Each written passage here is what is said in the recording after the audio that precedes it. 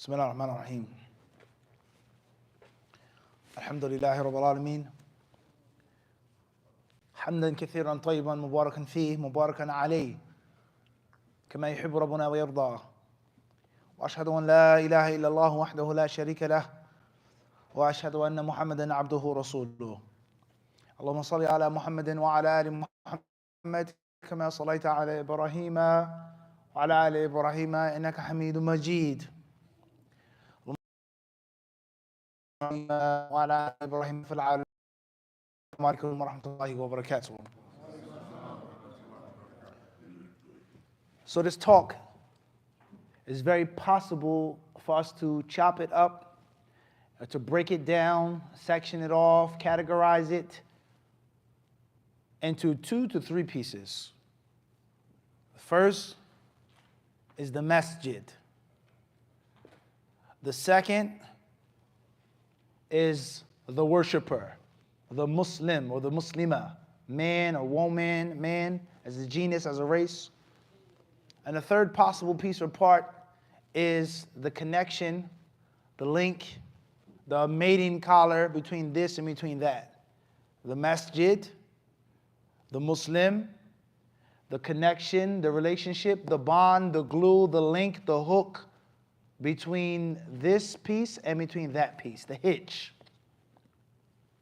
So as far as the Masjid, then of course we have the virtue, and then we have the importance, and then we have the danger. And concerning the Muslim, the worshipper, the Muslima, then we have his or her virtue, and the importance, and the danger. And of course the link between these 2 pieces to make a complete topic or complete discussion as well, you can apply it to why it's important, why it's dangerous. Then al-ikhlas versus at-takhallus. Al-ikhlas, you sincerely wanting, desiring, yearning, and longing for someone or something, versus at-takhallus, in which you're doing a thing to get it over with and to get done with it. Obviously, the pinnacle of al-Islam, the highest level of al-Islam, as the Messenger of Allah, alayhi salatu wasalam, he has told us, and of course, the Hadith of Jibreel is a magnificent narration, tremendous. And this is why some of the pious predecessors, some of the Salaf, they would say, Huwa Fatihatus Sunnah. They would say that the Hadith of Jibreel is the Fatiha of the Hadiths. The greatest surah in the Quran being the Fatiha. Pound for pound, the most comprehensive Quranic passage is the Fatiha, in which it gives you everything that you want and need in the most concise manner. This world, the afterworld, the previous generations, knowledge, righteous action, and what that leads to, knowledge without righteous action and what that leads to, action without knowledge and what that leads to. So comprehensive, and as if that was all you had from the Quran, that would be enough, as if. And if the only hadith that you knew of and that you heard of was the hadith of Jibreel, that would suffice you.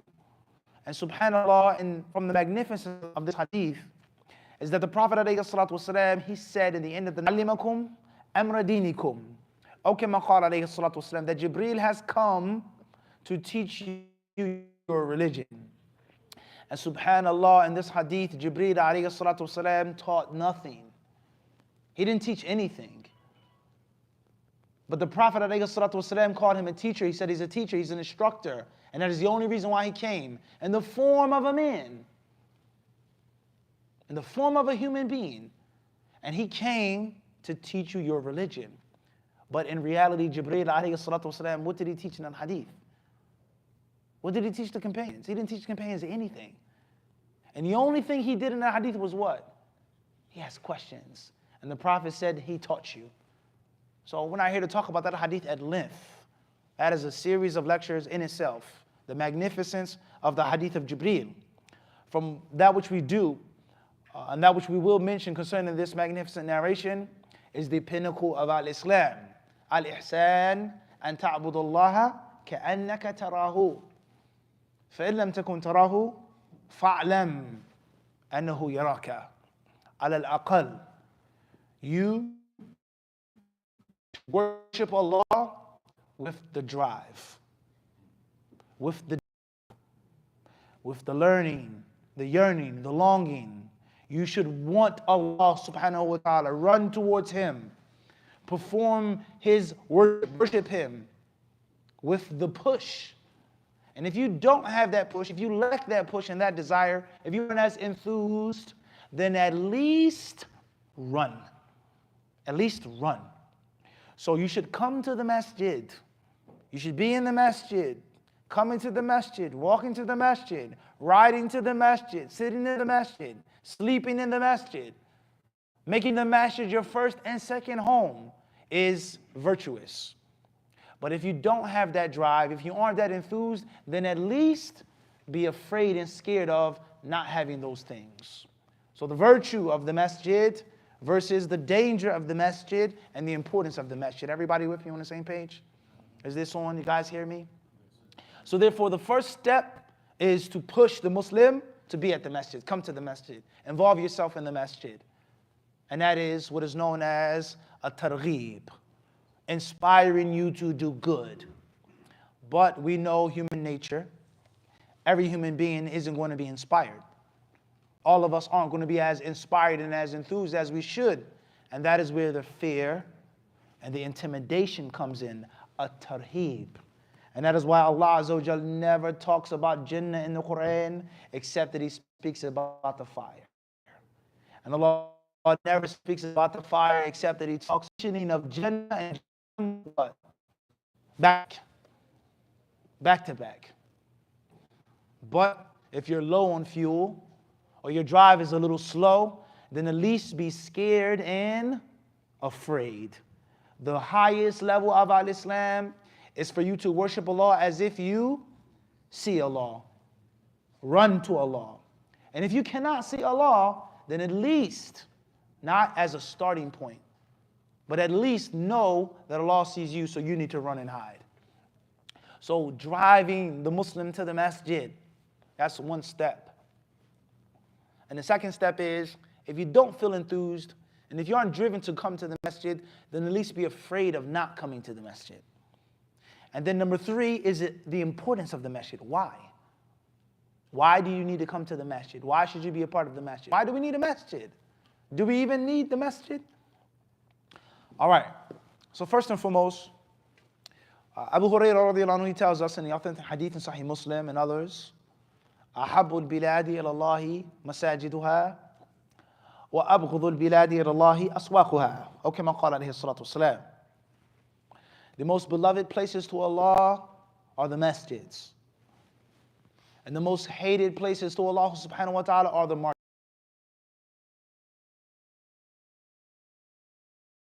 Is in the marketplace. The most beloved location, studied, the angels, and the list goes on about the virtues of the masjid, the merits of the masjid. And the worst place to be is the marketplace, which in most cases is a place of great lying, false promises, true promises which are broken and never kept, deception, cheating, people stealing. And if none of those ugly things, those vices of the marketplace, then ghafla, heedlessness. I'm not lying in the marketplace. I'm not stealing. I'm not cheating no one. I'm not doing any harm, but my mind is on what? And what is on my mind? Is this not the case? Money on my mind on money and what? Money on my mind. So right now I'm on a grind. I'm hustling. I'm working. I'm doing what I need to do. And at least, at best, is that you're distracted from Allah's remembrance in the marketplace. Let alone, wallahi, wallahi, wallahi, I swear it's the best price you're going to find. I swear. Just give me such and such. I swear it's the best. I swear. And you're selling something using Allah's name and you're lying. a marketplace in which people go to steal, a marketplace in which people go to mix and fraternize with the opposite sex, except for those whom Allah subhanahu wa ta'ala, and people that are trustworthy and are upright and steadfast. But we're talking about the majority. So this authentic hadith teaches us is that the most beloved place on this entire earth is the house of Allah subhanahu wa ta'ala. And this hadith, among many others, it shows us the virtue and the importance, the virtue, not the importance, not the danger, not the sin of not coming to the masjid, what's going to happen to your deen, but you should be the one that has the initial drive and push. Today I'm going to visit the most beloved place to Allah. Today I'm going to devote myself, lock myself in the most beloved place to Allah. Perhaps Allah will love me. Perhaps I'll love Allah more by being in the most beloved place to Him. Perhaps I'll be forgiven today. Perhaps I'll be guided today. Perhaps Allah knows best. I may die today. What better place to die than the house of Allah subhanahu wa ta'ala? Ahabbul biladi ilallahi masajiduha. The best places on earth, the most beloved locations are the masjids. And the most hated locations are the marketplaces. طيب. Another proof and another evidence that shows us the superiority of the masjids, the virtue of the masjids, is that Allah Azza wa Jal, He said, وَأَنَّ الْمَسَاجِدَ لِلَّهِ فَلَا تَدْعُوا مَعَ اللَّهِ أَحَدًا. And the masjids, indeed, they are for Allah. Never ever make shirk with Allah in these masjids. Don't call upon anyone, not the Prophet, not the companions, not ancestors. You aren't to call upon anyone in these masjids. And of course, the marketplaces also belong to who? No. Shaitan owns nothing. No doubt about that. Your house belongs to who?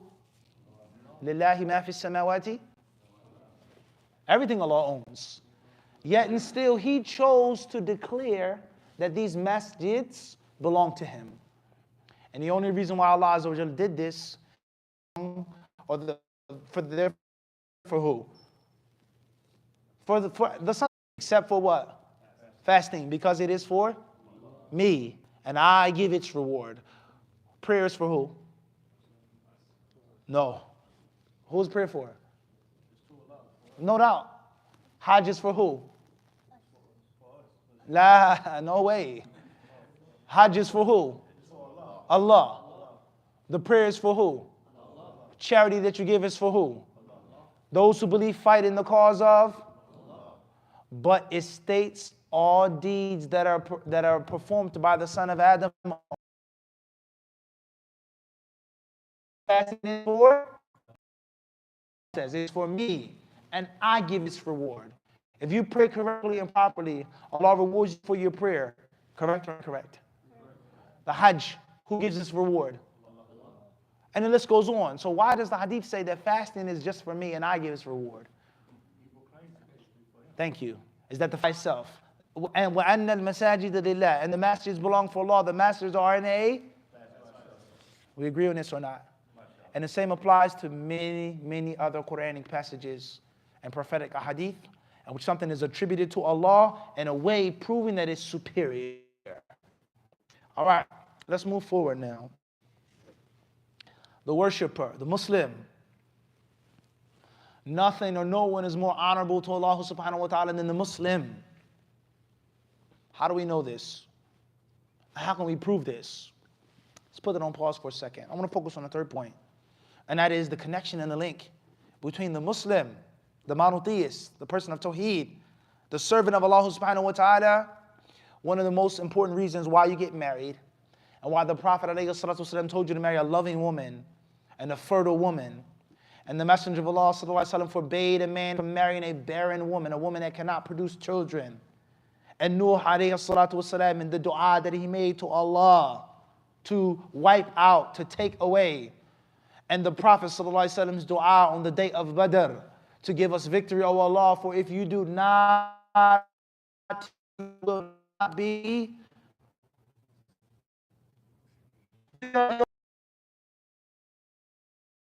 Muslims. The virtue of the Muslim ummah of Islam, right? But what is the connection between the Muslim? Many people, they have many stereotypes concerning predators, animals, birds, mammals that hunt. And through TV, through movies, we think that the tiger or the cheetah or the leopard, the lion, the wolf, we think that they're just, these ever powerful animals. And of course, they are very strong animals, quote unquote majestic animals, amazing creatures. But it lies no doubt, TV shapes our minds, the movies. We think that the lion has the ultimate speed, ultimate strength, and the ultimate courage and bravery to go out and hunt. And every single time it goes out and hunts, it's successful. And that's a lie. That's a great lie. If you actually sat down and you looked at the percentage of a successful hunt, whether it's an eagle, a hawk, falcon, an owl, whether it's a big cat, whether it's a wolf, if you look at the percentage of successful versus failed hunts, you would be shocked. When you realize how many animals fail when they hunt and how many of them die of starvation. Because going after the prey requires a great deal of energy.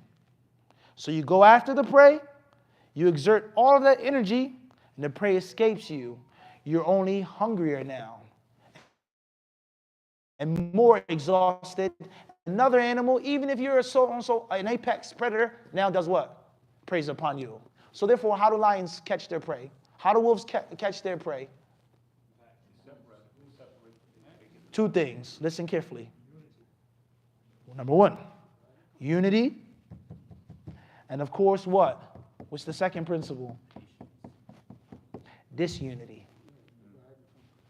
We attack in what? Packs, pride, whatever word or term is used.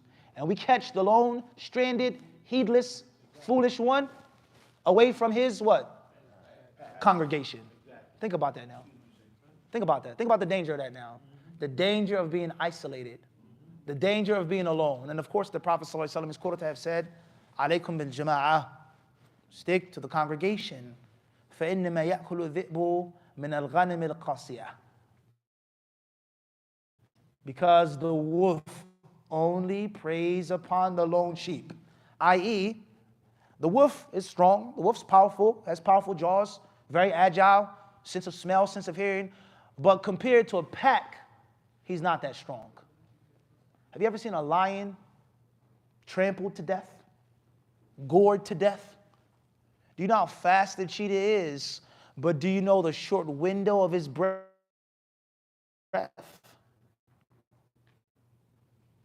If the impala or the antelope or the ibex, if it's a little patient, and if it can keep running for a little longer, the cheetah does what? No, it doesn't give up. It runs out of what? Runs out of breath. If you're trying to outstrip the cheetah in a sprint, forget about it. A short, quick sprint, there's no chance. But longevity, the cheetah is going to run out of fuel. He doesn't have the stamina and the wind, and that impala, which is a slower animal, is going to escape.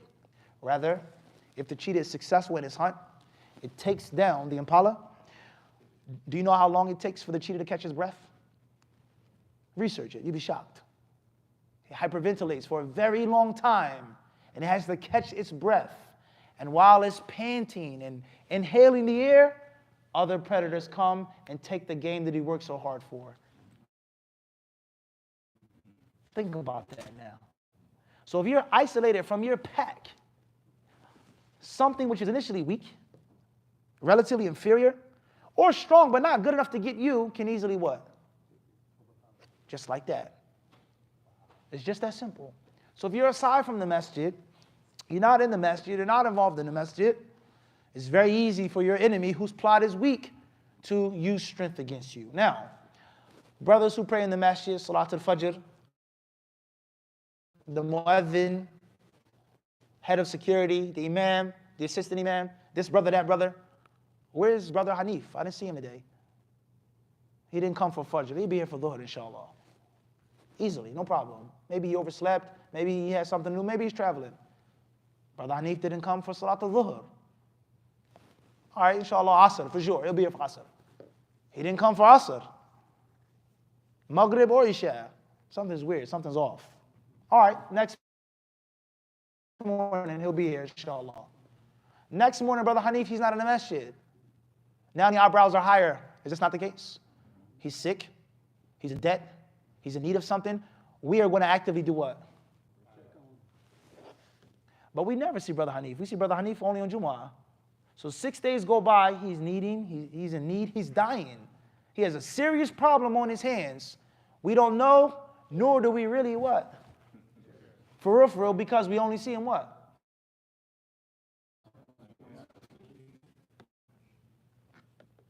Compare the two now. We see him every salat. And if not every salat, at least once a day. We only see him once a month. We only see him once a year. You could be going through all types of trials and tribulations in your life, and the Muslims wouldn't even what? They wouldn't even know. The regular in the masjid, he is going to have a team, a squad, a whole group of people that are concerned about him. Where's Fulan? I didn't see him. He didn't pick up his phone. We're going to what? No doubt about that. What you need? Money? You got a physical problem? Someone trying to harm you? Everybody's going to be just like that. So the masjid, to prove the importance of being apart and connected, intertwined with the masjid, is that it's a benefit for you. And the moment you stray, the moment you're away, the moment you're heedless and you're lollygagging, that's when the predator does what? Sneaks up on you. It creeps very, very, very close for a very long time. It doesn't just run. It doesn't give you an announcement that it's about to catch you. It sneaks, it crouches, and it finds an animal that's sick, the water buffalo that's young, or that's utterly foolish, and it allows the distance to be as short as possible, bang. And that's exactly what the shaitan does to you. So you're away from the masjid, you come to the masjid once in a blue moon, every now and then, only for Jumu'ah, only for a lecture, only for iftar, only for an aqiqah. Who knows what's going on? And if you don't have someone in your ear, on your back, pulling you, pushing you, calling you towards good, then know for sure that you're going to have someone else pulling or pushing you towards other than good. That's a must. So from the benefits of the masjid and from the importance of the masjid is that it keeps you on track in your deen and, as we've just proven, in your what? Your dunya. I need money right now. I'm in debt. But I'm too shy and too embarrassed to ask. But I'm a regular in the masjid. So I want to ask you, what's up? You good? You need something, Sheikh? No, I'm okay. You sure? You don't look okay. No, I'm okay. What is it? Talk to me. Just walk to the back of the masjid. You're embarrassed? What's bothering you? Because clearly something is bothering you. You come to the masjid every day, you smile, you shake everybody's hand. You didn't come today. You were late today. Something is bothering you. So being a part of the masjid is a benefit, first and foremost, for you. Forget the community. Am I doing Allah a favor by coming to the masjid? You coming to the masjid and you being a part of the masjid is a benefit for you. All right, so this is the second point and the second proof and the second example of the importance of the what? Of the masjid. The first was history, businesses, and all the different needs of a community start off with the spiritual center. That's a fact.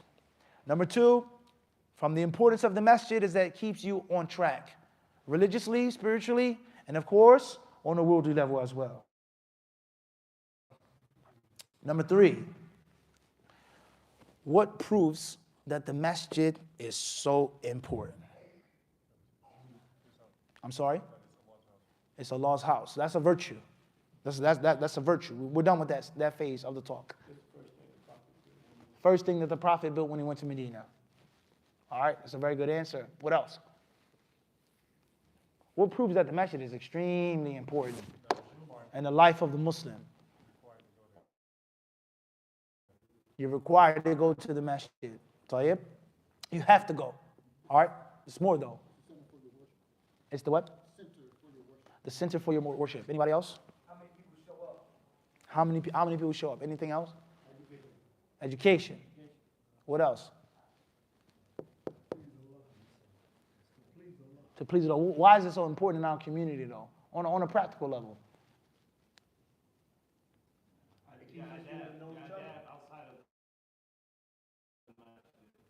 Yeah, dab outside the masjid. It keeps us in no government. I think you already said that too. It keeps us to know one another, so we're connected in a way that allows us to continue to maintain strength, some type of strength. Tayyib, think more. House of Dawah. Tayyib. It's a place of remembrance of Allah. Tayyib. From a practical standpoint, All of the ills of society are supposed to be what in the masjid? Thank you.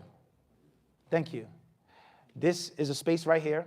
This young man, you're old enough to be his father, maybe older than that. If he was sitting there first, do you have the right to take his seat? no. I'm asking you, do you have the right to take his seat? No. You don't. Why? Because you live He came what? He came there first. All right, tell you. Men are superior to women. Men are better than women. Women are beneath and below. Women are beneath and below men. So on and so on and so forth. We can do what we want to women. Women are possessions. You take them off the shelf. You put them back on the shelf. If one happens to fall on the ground in the process, no big deal. And the masjid, can that mentality be tolerated? 9 out of 10 societies in the world today, if not 10 out of 10, they have that mentality, whether they verbalize it or whether it's through their actions. And that's a fact. To this very day.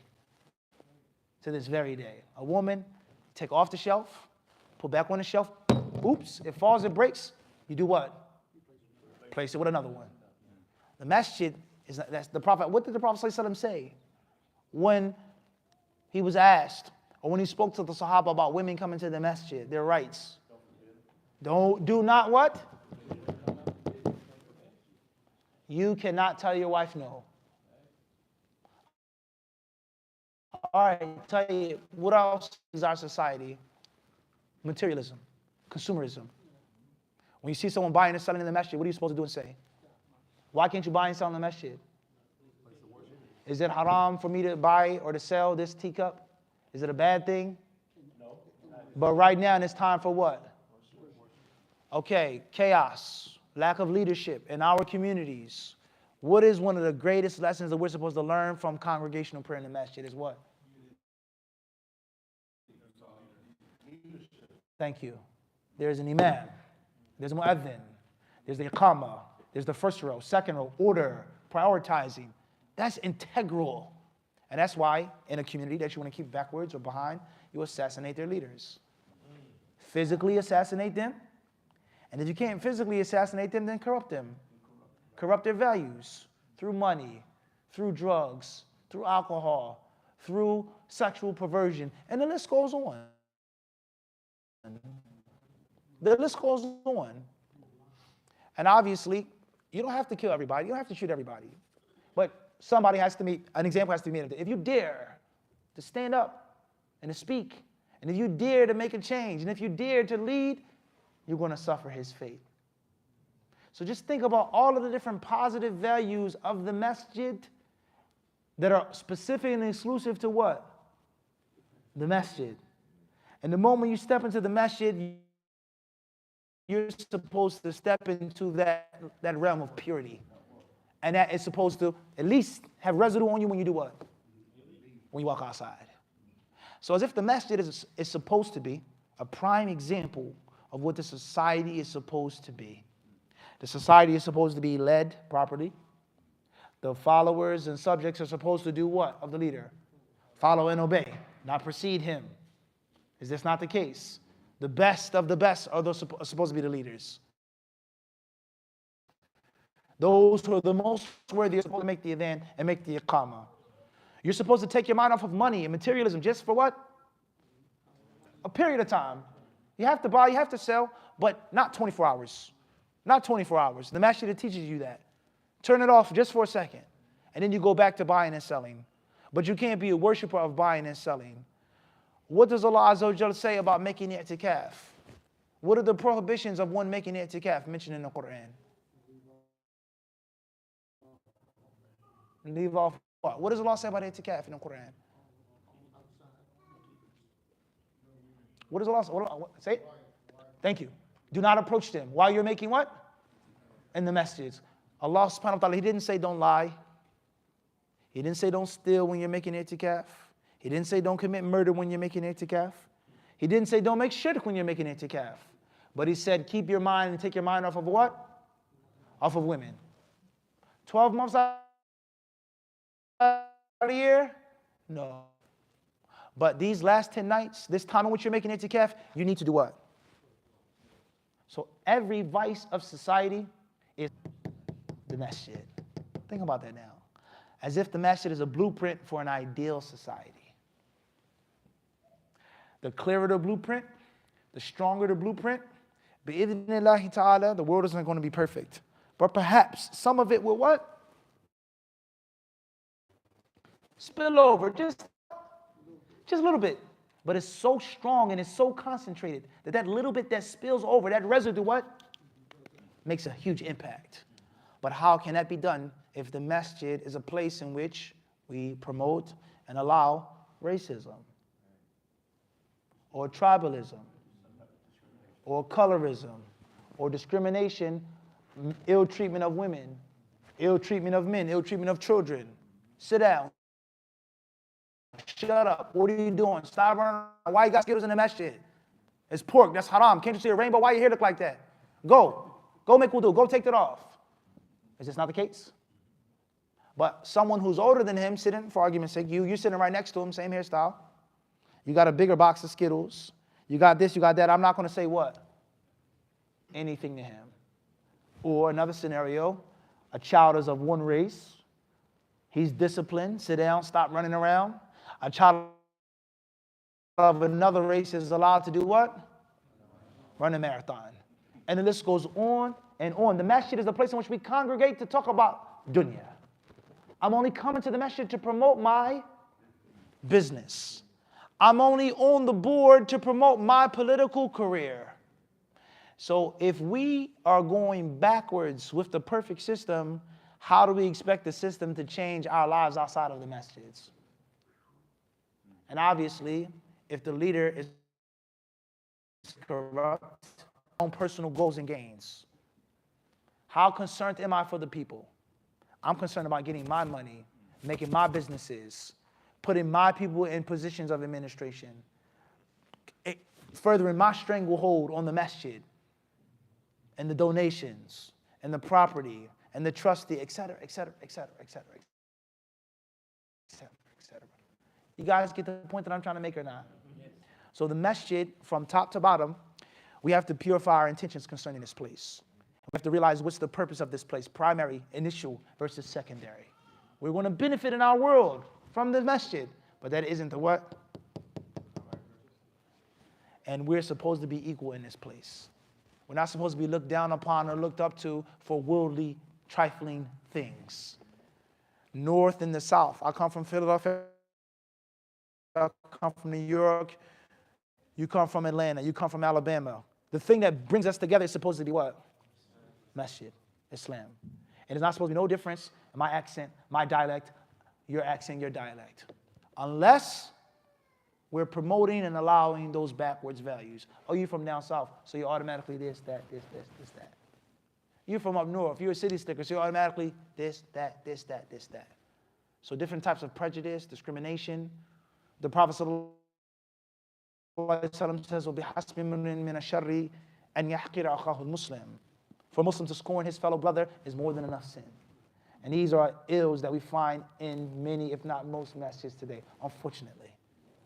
Even if it isn't written, it isn't codified, but you can feel it. All right, so these are just a few points of reflection.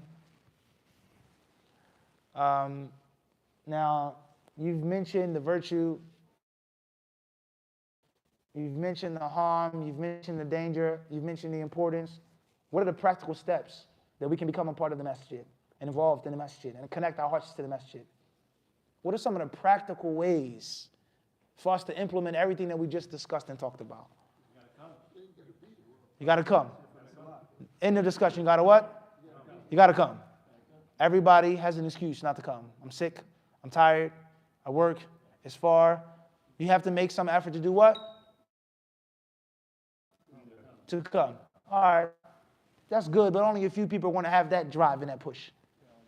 Fearing Allah. I can fear Allah in my house. Somebody's going to say. Let's start off with the young guys. How do we make our children love the masjid?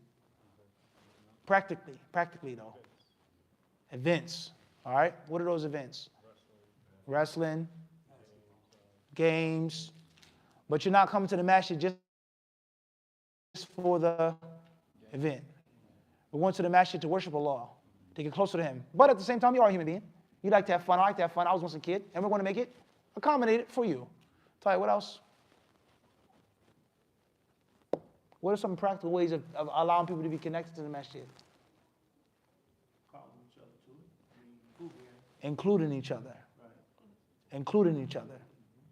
Every human being likes to be involved and included. That's a fact of psychology and human behavior. Everybody. And it's one of the reasons why Allah subhanahu wa ta'ala, He said, فَبِمَا رَحْمَةٍ مِّنَ اللَّهِ لِنْتَ لَهُمْ. Allah says to the Prophet sallallahu alaihi wasallam, after He tells us, Allah tells us that Allah, لَقَدْ مَنَّ اللَّهُ عَلَى الْمُؤْمِنِينَ. Indeed, Allah has blessed the believers by sending to them a messenger from them. All right? Several verses in the Quran, Allah, He brings up this favor. Allah tells us, فَبِمَا رَحْمَةٍ مِّنَ اللَّهِ لِنْتَ لَهُمْ. O Muhammad, because of my mercy to you, you were soft-hearted and you were kind to them, the Sahaba.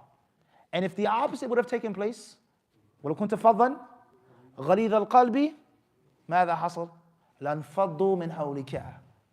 And if you were harsh, if you were hard-hearted, if you were hyper and you're, overcritical, judgmental, then the Sahaba would have what? They'd run away from you. Okay, all right. Allah blessed the Prophet to be merciful, to be kind. The companions didn't run away. He was nice to them. He was kind to them. Now what? What does Allah say in this passage? So do what? Pardon them. Forgive them and وَشَاوِرْهُمْ فِي الْأَمْرِ, and include them in your shura. Pardon the companions for their shortcomings. Overlook their faults. Don't be too critical. Try to find fault and sin. Accept what they bring and what they give. Ask Allah to forgive them. وَشَاوِرْهُمْ فِي الْأَمْرِ. You are the leader, O Muhammad. You have the executive decision power making. And then you can say, end of discussion. But sit down with them and say, hey, what do you think? What's your idea? Give me what you got. What are you good at? What can you bring to the table? And the wisdom behind this, the scholars of Islam, they teach us tatyib al-khatira, right? Is you leave a pleasant mark on a person's mind. They feel included, let alone the fact that I do need you. I don't know everything. I don't have all of the skills. I don't have all of the powers. No, I actually need you. And maybe it's something in which I actually, for argument's sake, I don't need you, but I want you to feel what? Included. And everybody by nature does what? They love that. So one of the most practical ways of allowing people to be connected and tied to the masjid is including them. So tonight, inshallah ta'ala, we're having a barbecue. Today we're having a barbecue. Not only are you welcomed, but you are requested. Bring stuff. Bring a dessert. Bring drinks. Right? You're the grill master. Right? MashaAllah. Right? No, we talking to you, Sheikh. You was on the grill, huh? So, first and foremost is it's an event at the masjid. Whoever comes, comes. That's one level, right? The second level is an event at the masjid and what? Everybody is? The third level is not only you welcome, but you're what? You're included. And there you go. There you go. All right, so the masjid has many needs. There's the spiritual need, the worldly need, the scholastic need. There, from beginning to end, there are 50 things that are needed to run a successful masjid and for the masjid to thrive and to prosper. So instead of, this is my group, it's my administration, you can come, you can donate, just drop the money. No, I don't want you to come and donate. You're a master carpenter, you're a master painter, you're a money man, you're really good. You have a degree in finance and economics. Not only do I invite you to my masjid, but I need you and the power of this. Uncle Sam does what? What does Uncle Sam? No, he never said he wants you. What, Uncle Sam, what?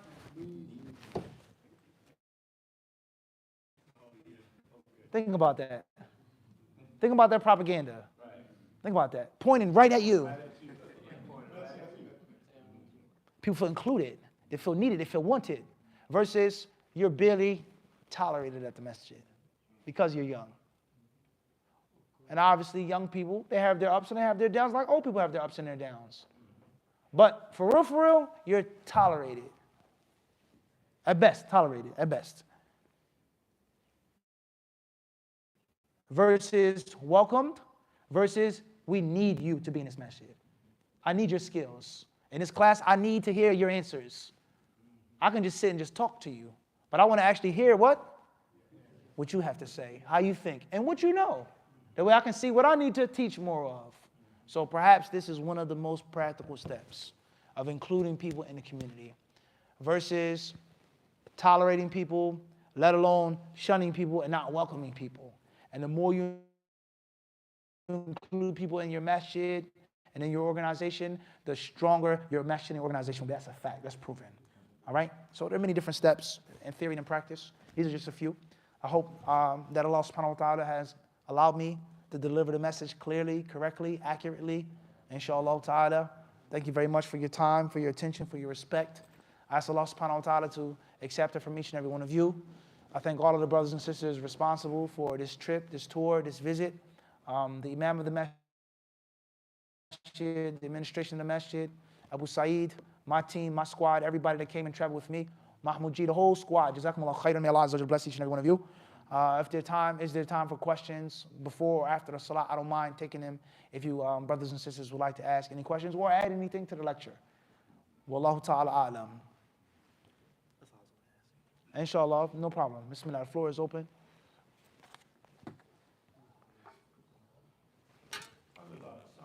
Wa alaikum salam wa rahmatullah. I ain't gonna tell you a lot, man. You're a young guy, man, but you get some real strong points, man. That's well beyond your year. I'm giving you that. Thank you very much, Sheikh. Thank you. Jazakallah khairan. So the energy, because we know that the masjid is like this lights, right? That kind of like, I guess, is being illuminated from the masjid, right? Is that because of the energy of the prayer of the people who are congregating and praying? I mean, it can be empty, but it's nothing that's really taking place in it. Understood. I think it's a combination of many things, many factors. Of course, first and foremost, is the house of Allah. It's in a class by itself. It's special. It's unique. And of course, as we mentioned in the lecture, the people, the men inside of those masjids. It's not just a shell. And for argument's sake, obviously not just argument's sake, but the shell has a virtue, as we said. The building, the place itself.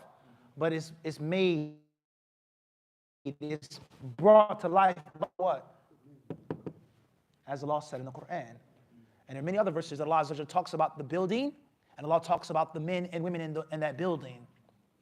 Masjid Quba, the Prophet's masjid versus the masjid that was made by the hypocrites. Chapter 9, Allah tells the Prophet ﷺ, never stand in that building. La taqum fihi abadan. Don't stand in the building. And there's another building based upon piety, righteousness from the very first day. What does Allah conclude the verse by saying? Fihi rijalun. Once again, in that building are men who love to do what? Purify themselves, clean themselves. And Allah loves men of cleanliness and purity, hygiene on all levels, spiritual, mental, and of course, physical. So it's an inseparable connection. It's an inseparable connection. But that is only that energy, that light, that positivity, all right, that exudes from the masjid. It has to be done by us. And that is why we have to try our best to keep the masjid as pure as possible for Allah. If it was up to me, you wouldn't be there. If it was my choice. I don't like you. I don't like the way you look. I'm afraid of you. I'm scared of you. Whatever the personal human imbalance may be. But it's greater than that. Muslim is supposed to be a professional. He's supposed to have spiritual professionalism. This place is sacred. And this is your haqq, end of discussion. Outside of the masjid, different story. You may not get your rights in the world. But in this building and in this house, what? Thank you. Thank you. And perhaps if you do a thing often enough, it's going to become what? Habitual. And involuntary outside of the masjid. Everybody heard this before you go shake? So right now, outside in the world, if I got a personal problem with you, I can wrong you, right? I can oppress you. But I have to see you every single day. I have to give you your rights every single prayer. There's a big chance that outside of the masjid, I'm going to do what? Just out of what? Thank you. Just out of, I don't really want to, but, and that is the benefit. And that's why the congregational prayers are what?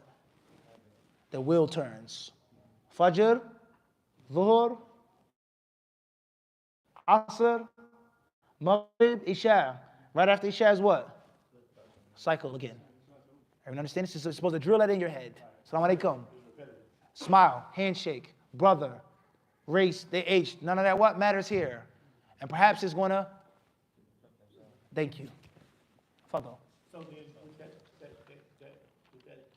question there, and the masjid being what it is it then imperative that a masjid have leadership as far as the imam is concerned? Is it imperative as far as leadership? Without a question.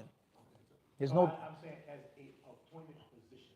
The Prophet ﷺ, he tells us when people travel, there should be a leader. When people are thank you. So that's very important. That's extremely important. Now, the nature of that appointment, that's a different discussion. And what is the goal of the imam? To be the spiritual leader, the goal, the role model, or to be someone who consolidates his power for worldly gain in the name of being an imam? These are based off of what? Intentions. We as the administration, we're going to hire an imam who we know isn't that strong. Or he has knowledge, but he's easily manipulated for our own worldly gain. So the intention is everything. We brought this leader not because he's the most handsome person, or the funniest, or the strongest, or the highest born, but because he's the best one for this position, for the benefit of the people of this community. So you have to have sincerity. You have to have pure intentions. And the last thing I'll say is, it's very sad. You see Muslims running masjids like mini states. And you ask yourself, what would happen if the Muslims had their own state? It's a serious question. For argument's sake, the United States government said, all right, we have 50 states at least, maybe 52, the different territories, different islands. The Muslims are so abundant in our country. They contribute. Let's give the Muslims one state. Just one state. One of the biggest states, California, Alaska, Texas, Montana, or one of the smaller states. What's the smallest state in the country? There you go. Okay, Rhode Island. After Rhode Island is what? New Jersey. And the sun before New Jersey. Delaware. Sun before Delaware. There you go. There you go. All right, so the top 5. So whether you get a small state, a big state, or a middle-sized state, what would be the nature of the state that the Muslims will run? Would they be unified? Would they promote Islam, et cetera, et cetera? So you have to have sincere intentions. And Allah surely knows best.